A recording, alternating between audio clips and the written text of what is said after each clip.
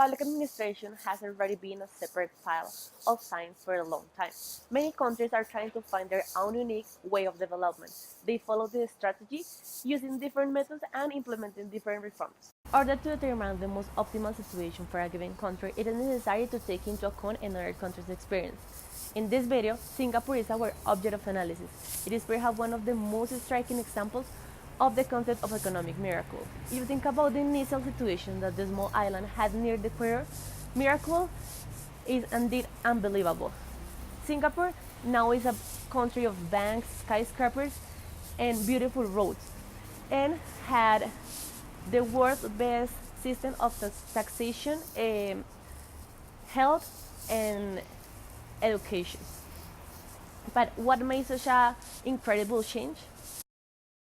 The origins of Singapore date back to the 19th century as a British colony, and through the next few years, with a free trade initiative and low taxes, it became a commercial power of the time, especially with the arrival of the Suez Canal in 1869.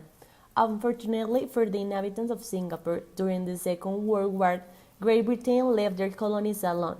This gave to Japan the opportunity to conquer this land and destroy it in an economical way. That is why it was decided that the country will join the Malaysia Federation. But in 1965, by different reasons, they decided to stand alone. The purpose of this video is to inform about the economic and political aspects of the country, identifying each model and relating the data to reach conclusions that define the causes and consequences of the different situations that arise over time.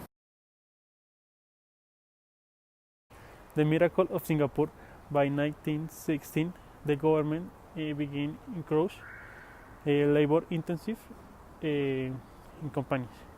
From the 1970s, the problem of unemployment was resolved. These initiatives were pressure of the government.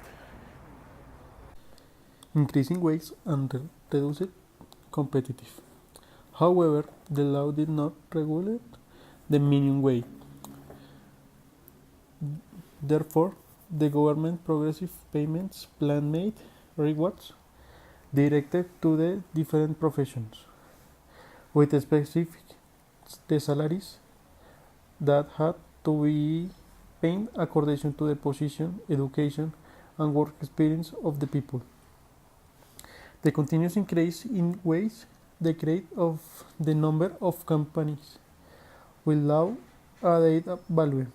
In addition, when it comes to the creation of a new industry, Singapore did not really of free market principle. The IDA create a network of education center financed by the state so that the workers of different professionals could raising their professional level. Will the new open high technology pioneer companies entered a period of sustain of taxes.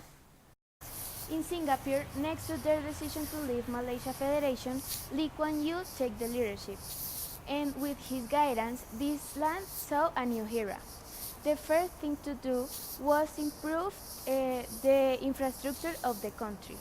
Then was necessary to change the educational system to make better workers. And finally, at 1968, a new group of laws were introduced to develop employment and business. The main exports include machinery, electrical equipment, mineral fuels such as refined petroleum, chemical products, optical and medical equipment, and gold. On the other hand, imports were led by integrated circuits, refined petroleum, machinery, and electrical equipment. The main destinations of exports are China, Hong Kong, Malaysia, Indonesia, and the United States, while imports come from China, Malaysia, the United States, and South Korea. The biggest risk to the trade in Singapore was the departure of the United States from the Economic Cooperation Agreement in January 2017. Even so, this treaty was signed in March 2018 without the presence of the United States. Trade and exports also fell in 2018 due to global trade tension and lower demand for electronic media. the Straits Times. Singapore economy is changing through time. It's the first city in the world in economy dynamics, and it's basing its economy in a high-income economy. With a gross national income of 54,530 per capita in 2017, the country provides one of the world's most business-friendly regulatory environment for local entrepreneurs and is ranked among the world's most competitive economy. In the most recent World Bank Human Capital Index, Singapore ranked the best country in the world in human capital development. That means the child born today in Singapore will be 88% as productive when she grows up.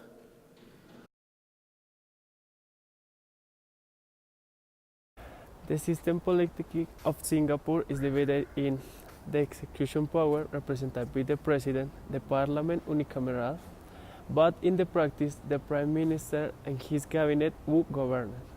The president occupies a position of a figure representation, and the parliament elect his for a term for 4 years, and the 81 members of parliament elect for 5 years. The political situation in Singapore has become a great stability, with a single ruling party and opposition virtually non-existent. This internal tranquility has allowed the government to focus on international relations, stability, a large number of agreements, both commercial and political, with various countries and international organizations. This function has allowed Singapore to play an important role in international politics, and it is outside and relatively economic powers. In the last 50 years, Singapore has experienced a big transformation as few economics in the world. At the 60th decade, at the beginning of its transformation, it was only a poor economic at the Asian Southwest. Singapore's growth and development is largely the structural reforms.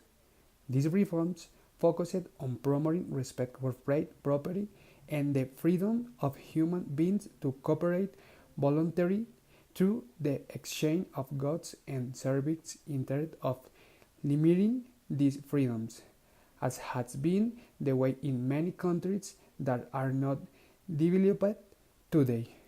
In Singapore, it's understood that the state must be guarantor of appropriate institution, environment for business and investment climate. That is the way to achieve development and improve the living condition of the people.